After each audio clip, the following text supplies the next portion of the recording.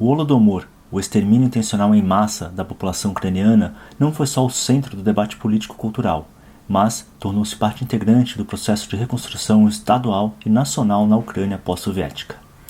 É nesse contexto que, após longas discussões, o Parlamento da República da Ucrânia reconheceu oficialmente a fome de 1932 a 1933 como um genocídio perpetrado pelo regime de Stalin contra o povo ucraniano.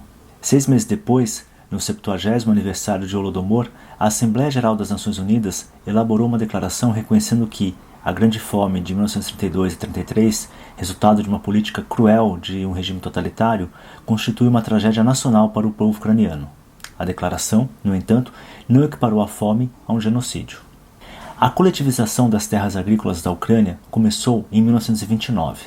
Stalin queria que o país, de solo imensamente fértil, fosse o celeiro da União Soviética. Ele queria alimentar a nomenclatura do partido e exportar seus grãos para o exterior para financiar seus vastos projetos de industrialização. Foi um desastre absoluto. Os agricultores não eram mais pagos por seus produtos, mas trabalhavam de acordo com um sistema baseado em sua produtividade. Os camponeses começaram, naturalmente, a resistir, escondendo comida em qualquer lugar que pudessem. Isso enfureceu Stalin, que viu essas medidas desesperadas como atos de rebelião e sabotagem. Cidadãos soviéticos, não ucranianos, foram ensinados a desconfiar dos ucranianos, desde que o país tentou mudar seu próprio destino em junho de 1917, criando uma República Popular da Ucrânia. Este Estado independente, que resistiu aos exércitos de Lenin durante a Guerra Civil Russa, durou apenas alguns meses. Após vários anos de guerra civil, a Ucrânia tornou-se uma república soviética, governada por Moscou em dezembro de 1922. O nacionalismo ucraniano era visto desde o início como uma ameaça ao ideal bolchevique e deveria ser eliminado a todo custo. A política antinacionalista dos soviéticos na Ucrânia estava profundamente enraizada na cultura russa. A Ucrânia sempre foi central para a consciência nacional russa. Russos, belorussos e ucranianos afirmam descender de Kievan Rus, um grupo de tribos eslavas orientais que viveram dos séculos 9 a 13. Kiev, capital da Ucrânia, a mãe das cidades russas, estava no coração dessa região. Com o surgimento da dinastia Romanov no século XVII, a Ucrânia começou a ser considerada como parte integrante do Império Russo. Em 1764, Catarina, a Grande, criou um novo território fronteiriço chamado Novorossia, no sul e no leste da Ucrânia.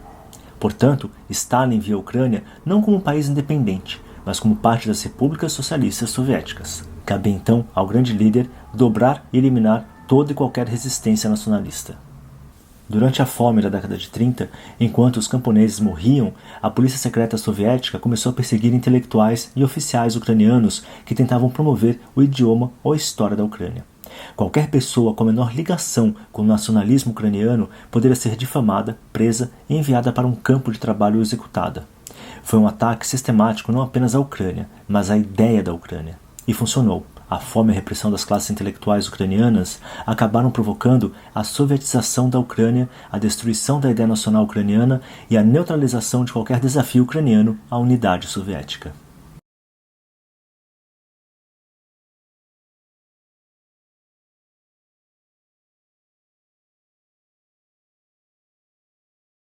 A questão de saber se a fome de 32 a 33 constitui um genocídio é uma questão de desacordo entre os historiadores que estudam a calamidade, sejam russos, ucranianos ou seus colegas ocidentais. Existem basicamente duas escolas de pensamento. Alguns historiadores veem a fome como um fenômeno artificialmente organizado, planejado desde 1930 pelo regime stalinista para quebrar a resistência particularmente forte dos camponeses ucranianos ao sistema de coletivização. Além disso, esse plano procurava destruir a nação ucraniana em seu núcleo nacional camponês, que constituía um sério obstáculo à transformação em um novo Estado imperial. De acordo com essa visão, a tragédia da fome foi um genocídio.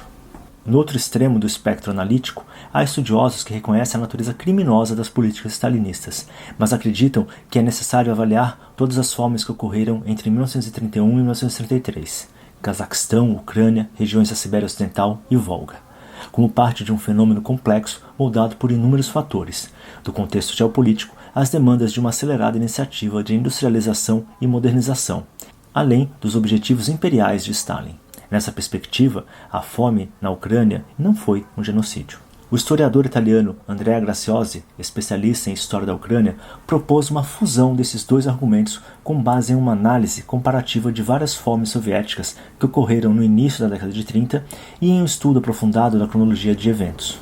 De acordo com essa visão, as fomes que atingiram a União Soviética a partir de 1931 foram um resultado direto, mas não previsto ou planejado, das políticas orientadas ideologicamente implementadas desde o final de 1929. Até o verão de 32, a fome ucraniana lembrava as outras fomes que haviam começado anteriormente em outros lugares. Contudo, a partir deste momento, a natureza da fome ucraniana mudou, com Stalin decidindo usar a fome como arma, para agravar a situação que estava apenas começando. Escolhendo instrumentalizar a fome, Stalin ampliou intencionalmente para punir os camponeses ucranianos que rejeitaram a nova servidão e quebrar assim o nacionalismo ucraniano, que ele via como uma ameaça ao seu objetivo de construir um Estado soviético centralizado e ditatorial. E enquanto a fome atingia os camponeses com mais força do que qualquer outro grupo, resultando na morte de milhões em condições atrozes, outra forma de repressão, de natureza policial, atingiu outros na Ucrânia no mesmo momento. As elites políticas, os intelectuais, os líderes nacionais. Dezenas de milhares de ucranianos foram presos, punidos, enviados para gulags e mortos. Duas questões fundamentais precisam ser consideradas na definição desta fome como um genocídio, de acordo com as diretrizes estabelecidas pela Convenção das Nações Unidas em dezembro de 1948. Intenção e direcionamento ético nacional de um grupo. O artigo 2 da Convenção reconhece apenas os grupos étnicos, raciais e religiosos, não sociais ou políticos. No caso da Ucrânia, existem evidências suficientes para demonstrar a intenção. Um documento crucial sobre este ponto é a Resolução de 22 de janeiro de 1933, assinada por Stalin, ordenando o bloqueio da Ucrânia e do Kuban, uma região do Cáucaso com uma população majoritariamente ucraniana. O bloqueio piorou intencionalmente a fome nas áreas de população ucraniana, e somente nessas áreas. A chave para justificar o uso do termo genocídio está na questão do grupo-alvo, ou seja, se Stalin via os camponeses como meros camponeses ou como ucranianos. Os estudiosos aqui divergem. Para alguns historiadores, o objetivo principal era quebrar a resistência dos camponeses em vez da resistência nacional. Outros argumentam que os camponeses da Ucrânia foram alvejados primeiro como ucranianos. Para Stalin, a questão camponesa ucraniana era, em essência, uma questão nacional, os camponeses constituindo a principal força da nação.